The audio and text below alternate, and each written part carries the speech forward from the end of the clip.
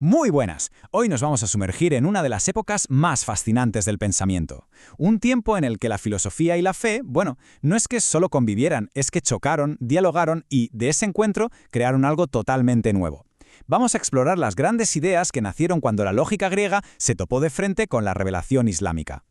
Y esta es la pregunta del millón, ¿verdad? Porque lo que pasó cuando estos dos mundos se encontraron fue, sin exagerar, una de las aventuras intelectuales más brutales de la historia. Así que vamos a meternos de lleno en ella. A ver, situémonos por un momento en los centros neurálgicos del mundo de entonces. Bagdad en Oriente y Córdoba en Occidente. No eran solo ciudades, eran auténticos crisoles de conocimiento. Fue allí donde los eruditos empezaron a traducir masivamente todos esos textos griegos que en Europa se habían perdido, y al hacerlo, encendieron la mecha de una revolución filosófica total. Pero ojo, el Aristóteles que desembarcó en Bagdad no era exactamente el mismo que se paseaba por el Liceo de Atenas, no. Venía, digamos, con unos acompañantes un poco inesperados que lo iban a cambiar todo para siempre. Y aquí es donde la cosa se pone súper interesante. ¿Por qué un simple error de atribución se convirtió en una fuente de creatividad increíble? Resulta que algunas obras de pensadores neoplatónicos, como Plotino, se le atribuyeron por error a Aristóteles. ¿El resultado? Pues no fue un simple fallo, sino una síntesis filosófica potentísima, un Aristóteles con alma platónica. Y esta mezcla, este híbrido, fue el que puso los cimientos para todo el pensamiento que estaba por venir. Bueno, y con esta base filosófica tan particular, veamos ahora cómo se enfrentaron a una de las preguntas más gigantescas que existen, la naturaleza de Dios y de la creación. Y aquí, la figura de Avicena emerge como un auténtico coloso, construyendo una de las estructuras metafísicas más influyentes de la historia. La clave de todo su sistema, el pilar sobre el que se apoya todo, es esta distinción. Para Avicena, en el fondo, solo hay dos maneras de existir. Por un lado está Dios, el único ser necesario, un ser cuya mismísima esencia es existir. Simplemente no puede no ser. Y por otro lado, está todo lo demás, el universo entero, que es un ser posible. La diferencia, como vemos, es abismal. Para el ser necesario, para Dios, existir no es algo que tiene, es lo que es. Su identidad es su existencia. En cambio, para todo lo demás, para un ser posible, la existencia es como un extra, un accidente que le ocurre, algo que necesita una causa. Dicho de otro modo, para Dios ser es inevitable, para el universo es un regalo. Entonces, ¿cómo crea este Dios? Pues no es un acto de voluntad tipo hágase la luz, no. Es más bien una emanación necesaria, lógica, como la luz que brota del sol sin que el sol decida nada.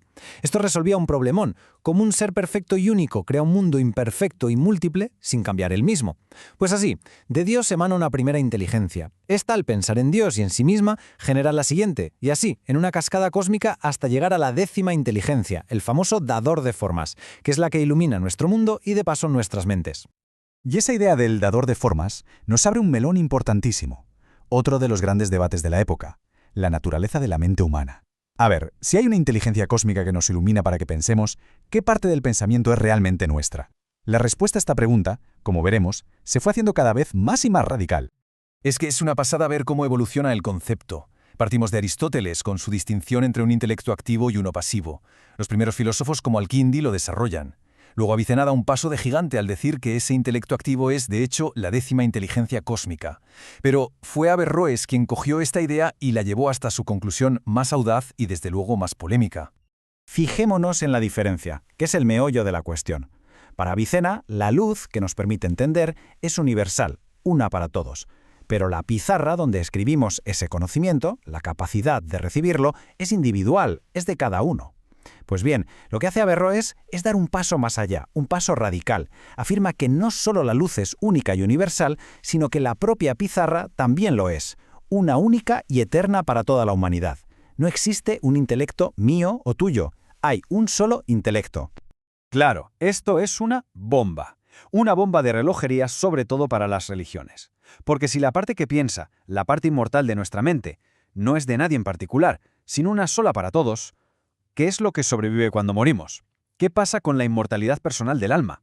La conclusión de Averroes ponía en jaque directamente una de las creencias más fundamentales que existen. Llegados a este punto, con una filosofía tan potente y unas conclusiones tan bestias, Averroes se encontró con un desafío enorme. ¿Cómo se armoniza la razón con la revelación? ¿Cómo pueden ser ciertas a la vez las demostraciones filosóficas y lo que dice el Corán? Su solución fue tan elegante como controvertida. Esta frase es, vamos, una declaración de intenciones en toda regla. Lo que Averroes está diciendo es que la verdad es una y punto. Si una demostración filosófica, lógica y rigurosa choca con lo que parece decir un texto sagrado a primera vista, no es que haya dos verdades contradictorias, es que ese texto sagrado se tiene que reinterpretar, buscar su significado alegórico, más profundo, que sí estará en armonía con la razón. La razón tiene la última palabra. Claro que, según Averroes, esta forma de entender la verdad no es para todo el mundo. Él propone una especie de jerarquía. La gran mayoría de la gente, el vulgo, se queda con la lectura literal, con las historias que inspiran piedad. Luego están los teólogos, que usan argumentos más elaborados, pero aún probables. Y solo en la cima, los filósofos, la élite, pueden y deben acceder a la verdad a través de la demostración pura y dura.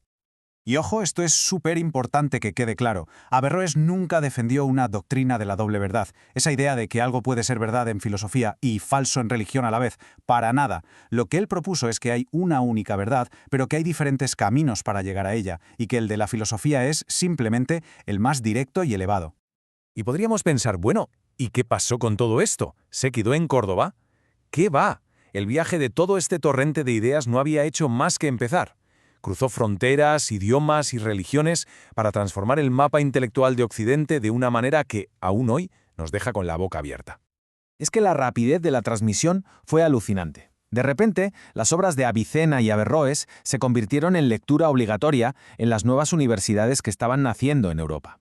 Gigantes del pensamiento como el judío Maimónides o el cristiano Tomás de Aquino no solo los leyeron, sino que dialogaron con ellos sin parar. Vamos, que no se puede entender la filosofía medieval europea sin este legado.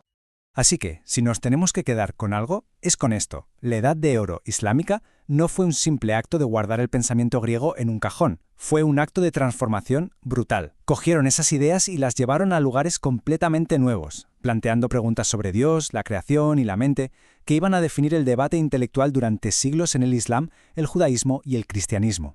Y para terminar, queda en el aire una pregunta que da para pensar mucho. Con este sistema de interpretación, al dejar el significado profundo para unos pocos y el literal para la mayoría, ¿qué pretendía realmente Averroes? ¿Estaba protegiendo la fe de la gente de complejidades que no iban a entender? ¿O en el fondo la estaba debilitando, sometiéndola siempre al juicio final de una élite filosófica?